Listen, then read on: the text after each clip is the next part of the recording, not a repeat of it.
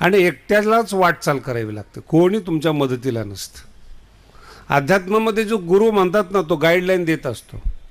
काही शारीरिक समस्या तयार झाल्या, मानसिक समस्या झाल्या, काही बौद्धिक समस्या झाल्या, तर गुरु तिथं 2 शब्द सांगतो, इथून अशा पद्धतीने जा, तिथून अशा पद्धतीने जा. वाटचाल तुम्हाला स्वतःला करावी लागते. कीर्तिरेखा पतिव्रता, सगळ्या वस्तू सगळ्याला देता येतात, पण कीर्ती अशी पतिव्रता स्त्री आहेत, ज्याची आहे त्याचीच राहते, दुसऱ्याकडे जात नाही. कर्णाचा मुलगा आहे किंवा तुकोबारायचा मुलगा आहे म्हणून कीर्ती तुकोबारायच्या पदरात आली, प्रॉपर्टी जाईल, धन जाईल, जड वस्तू जाईल.